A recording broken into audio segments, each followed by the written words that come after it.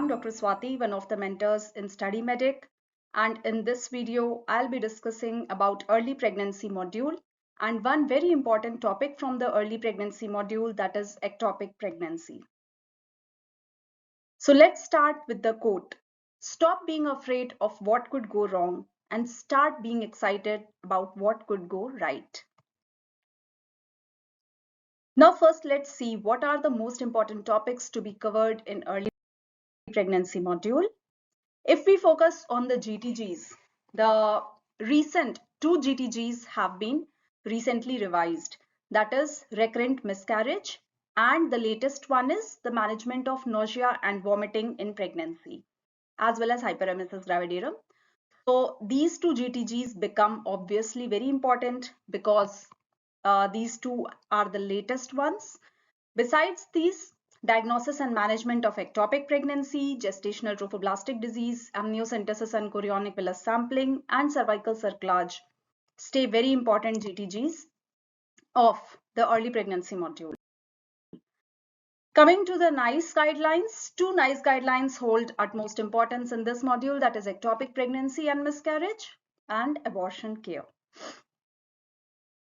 Other sources and talks which are relevant to this module are the best practice paper, that is best practices in abortion care, the care of women requesting abortion, which has got very important abortion clauses, and some important talks which are of relevance in early pregnancy module that I have listed here, and these are important for us to study. So this is summary of the GTG, NICE and talks which are important in early pregnancy module. Now, let's come to tips and tricks. Some very important tips and tricks to solve the questions of this module. First of all, which is a general tip for each and every module, that is, there is no shortcut to success. So please don't search for summaries, don't search for just very brief important points. Please always try to cover the original guideline first and then make your notes and revise. Please be thorough with your updated guidelines, understand them very well and try to apply them on the questions. So this will come with practice. Flowcharts and algorithms of all the guidelines should be on your tips. Especially these are very important. Next is revision. Very important to read, revise and repeat. Reading is easy, but yes, revise. Without revising and repeating, you can't afford to go to exams because then it will all be gone. So it's very important that you revise whatever you have read, especially things like FIGO, GTN scoring, MIFI and MESO regimens of various abortion and miscarriage, abortion clauses, RH negative anti-D indications, ectopic management and follow-up. These are just jotted down the very important things which are routinely asked from early pregnancy module. So it's very important to revise them repeatedly because we often tend to forget these. Then third most important thing is keep your schedule balanced. Practice, give equal time for practicing questions and reading theory. These both are equally important for you to crack the exam in one go. Now let's start with the topic ectopic pregnancy. Some important numbers from this topic, that is ectopic pregnancy, are incidence of ectopic in UK, that is 11 per 1,000. Incidence of ectopic in women, those who are attending the early pregnancy unit, is 2 to 3%. Pseudo-SAC is found as an ultrasonographic finding in 20% cases of the ectopic pregnancies, especially the tubal ones. Cervical pregnancies constitute less than 1% of all ectopic. Prevalence of cesarean scar pregnancies is 1 in 2,000. Incidence of cornual pregnancy is 1 in 76,000 pregnancies. And persistent trophoblast rates after salpingotomy is 4 to 11%. These are the most important numbers. Now coming to discussion of the most common ectopic, that is tubal ectopic. So here in this video we will be based. So now let's discuss how to go about the management of women with diagnosed tubal ectopic pregnancy.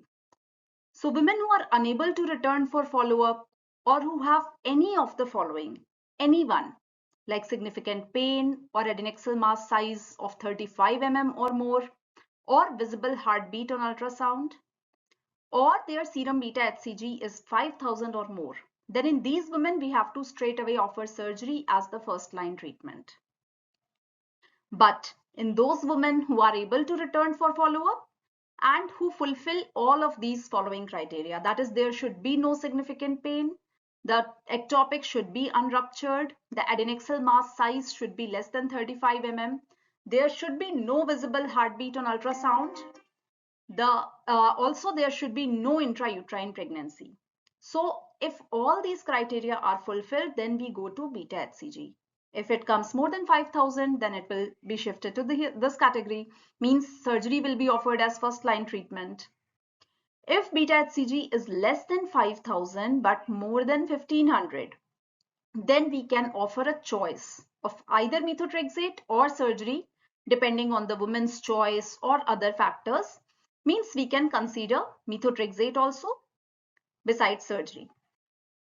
But if beta HCG is in between 1,000 to 1,500, then we have to offer methotrexate as first line treatment, but we can consider expectant also if other criteria are fulfilling, or if woman wants expectant management, or if she is very willing for follow-up. Means between 1,000 to 1,500, offer methotrexate, consider expectant.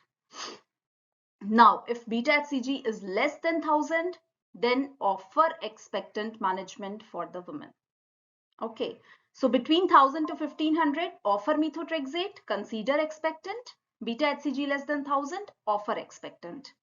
But guys, always avoid expectant management if two beta HCG values are given and they are in rising trend. In such cases, always prefer to choose methotrexate as your option if it is less than 1,500. Okay, so this was about management. Other slide, very important regarding management, is which surgery to choose. Offer surgery as if you are offering surgery as first line treatment, then wherever possible, laparoscopy should be performed, taking into account the condition of the woman and the complexity of the surgical procedure. Offer 250 international units anti-D to those Rh negative women who are undergoing surgery. In women with no risk factors for infertility, which surgery we will choose? We will choose of salpingectomy. Means salpingectomy is the first line if no risk factors for infertility are present. And follow-up after salpingectomy, straight away only one time follow-up, UPT after 3 weeks. If negative, we can ask her to exit follow-up. Now, in those women where risk factors for infertility are present, like opposite side tubal damage is there, PID, appendicitis where adhesions might be there, means infertility risk factors, if any present, then we have to consider salpingotomy. Okay, and in such case, what would be the follow-up? Serum HCG measurement would be performed after 7 days after surgery and then 1 per week until negative value is obtained. So follow-up after salpingectomy, straight 1 UPT after 3 weeks, after salpingotomy, weekly until negative. Now where methotrexate is not acceptable to the woman, there also we will offer surgery and follow-up will be the same. Now, to follow up serum HCG measurements in first week, day 4 and 7. This is follow up of after methotrexate. Let's look at next slide for further follow up discussion. Here, in expectant management and methotrexate, what are the follow up regimens? Here, if we are offering expectant management, we will repeat HCG levels on days 2, 4 and 7 after the original test. That is, whenever the original test was carried out, on day 2, 4 and 7, we will repeat HCG level. If between day 4 and 7, the drop is 15% or more, then yes, we can repeat weekly until negative. Means we are satisfied with the results. If no, the drop is not 15%, then we will review and seek senior advice, or we can choose the option of TVS if it is given. Means either of the two options we can choose if fall is not satisfactory, that is less than 15%. Regarding methotrexate, we will repeat HCG levels on days 4 and 7. The difference between expectant and methotrexate is in expectant management, HCG levels are to be followed up on days 2, 4 and 7, whereas in methotrexate, we are following up at days 4 and 7. Now, if decrease, again we will see if it is 15% or more between days 4 and 7, then yes, we are happy. We can repeat weekly until negative. But if decrease is not more than 15%, then we will choose either of the option, review and seek senior advice or TVS. Now, how to calculate the difference or drop? This might get confusing sometimes, so don't get confused. You have to take the original baseline value as day 4 beta HCG. That is day 4 beta HCG minus day 7 beta HCG. You will take out the difference between these two and divide by the day 4 beta HCG. Day 4 minus day 7 upon day 4 beta HCG, and then multiply by 100 to calculate the percentage. For example, if on day 4 it's 1500 and on day 7 it's 1200. The difference is 300. This 300 we will divide by 1500. That becomes 1/5. We will multiply this 1/5 by 100. This comes as 20%. That means the fall is satisfactory, and then we will repeat weekly until negative. So this is the way how we can calculate the percentage. Now this table is very important from GTG. On day 1, serum beta HCG, urea electrolytes, LFTs, full blood counts, blood group is to be performed. Then intramuscular methotrexate is to be given in this dose. When we are giving methotrexate, day 4 and 7, we will perform serum beta HCG again, and rest of the things remain the same. If beta HCG decrease is less than 15% between days 4 and 7, repeat TVS and repeat methotrexate can be considered. If decrease is more than 15% between days 4 and 7, then we repeat beta HCG weekly until level becomes less than 15. Now let's see and solve some EMQs based on ectopic management. Diagnosis of an ectopic has been made on a 26-year-old woman at 7 weeks amenorrhea. I have highlighted the relevant points which are to be taken into account in solving such questions.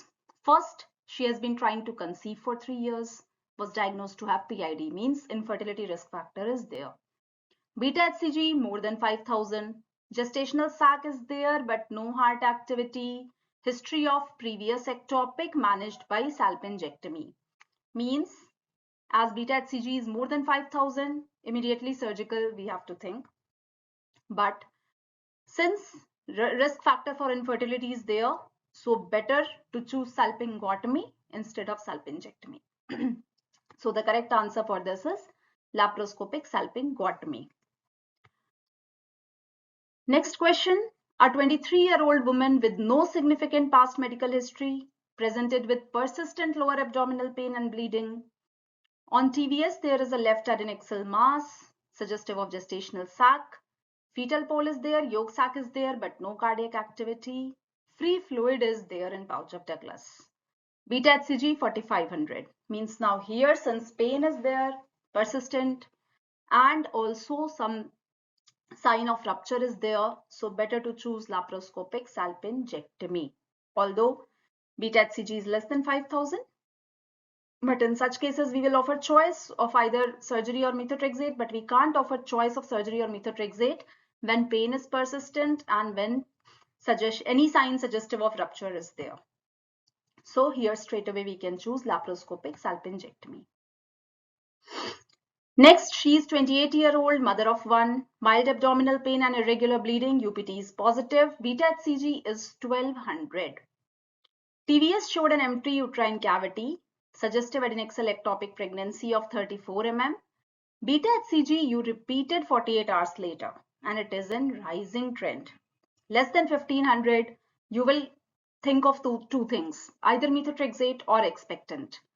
But since it is in rising trend, better to offer methotrexate. So here systemic methotrexate is the correct answer. Last one, a 30-year-old woman who was referred to hospital with suspected ectopic, confirmed as pregnant, hemodynamically stable, lives close to hospital, ready for follow-up. Size is 28 mm and beta HCG is 1000. Means we can offer expectant management because no other feature is there which suggests that medical is better or surgery is better. So expectant we can choose safely for the lady. Now, some questions based on follow-up of ectopic. A 31-year-old mother of two presented with abdominal pain and irregular bleeding. Pregnancy test positive. TVS showed left ectopic. Some fluid in pelvis. Surgery was done. Laparoscopic salpingotomy has performed. So what is the follow-up of salpingotomy? Weekly. Yes. Beta HCG after 7 weeks. After 7 days, that is after 1 week, and then weekly until negative. So beta HCG at day 7, then weekly until negative. 30-year-old, acute onset pain and amenorrhea of 6 weeks, UPT positive, right ectopic, beta HCG 1500. She has opted for methotrexate, single dose given.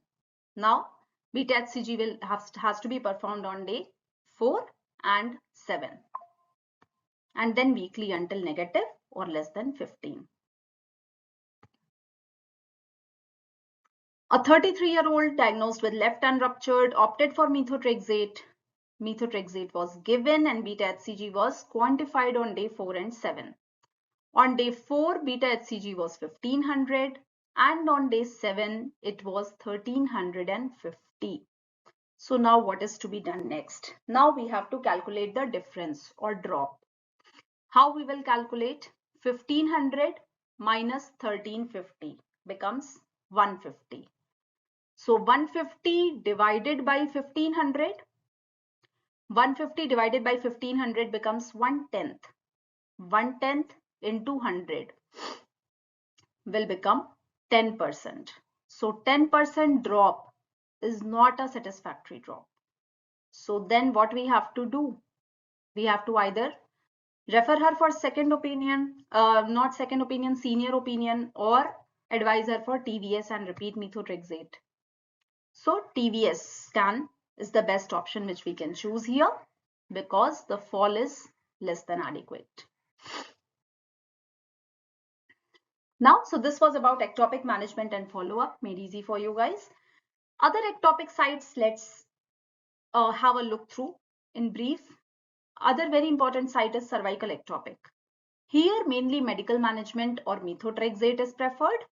If it is life-threatening, women is presenting with life-threatening bleeding, then only we will go for surgical management. Caesarean scar pregnancy, again, surgical option here is most effective, either in the form of suction or in the form of hysteroscopic resection. Other method is medical management, local injection given into the gestational sac. Sometimes we can go for expectant management also for non-viable scar pregnancies. Then coming to interstitial, here again expectant also we can choose, medical also we can choose, surgical also we can choose. If we are so choosing surgical, laparoscopic cornual resection is done. In cornual pregnancies, best one is surgical management, where we offer excision of the rudimentary horn. And in ovarian pregnancy, basically surgical thing is followed, wedge resection or oophorectomy. Sometimes we can individualize if everything is stable, she's ready for follow-up, beta HCG is low, we can also offer medical management. So guys, always remember few more things. In abdominal, surgical is very much preferred. If early abdominal pregnancy, then laparoscopic. If advanced abdominal pregnancy, then laparotomy becomes better. Placental localization by means of MRI holds a very important role in abdominal pregnancies. Then comes heterotopic, where ectopic at another site as well as intrauterine pregnancy is there. So here we have to look here we have to ask the lady whether she desires her intrauterine pregnancy or not. If she is not interested in her intrauterine pregnancy, then we can give methotrexate.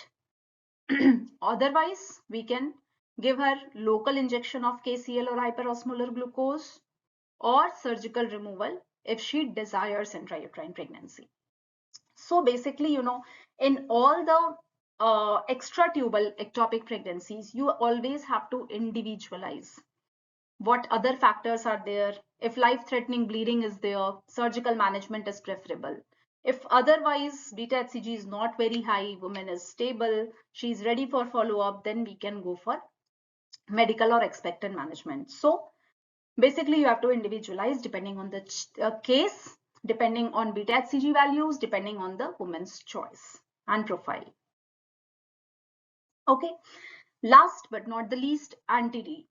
Regarding Rh negative women who are going for ectopic management, if she's undergoing surgical management, close your eyes and go for anti-D. Yes, you have to offer anti-D in any kind of surgery, but in expectant and medical management, no need of anti-D. This is according to the NICE guideline and you have to go according to this, okay? Anti-D in all surgical, no anti-D in medical or expectant.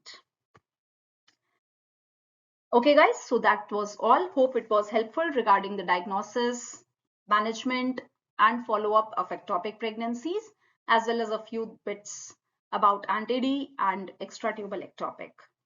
Thank you very much.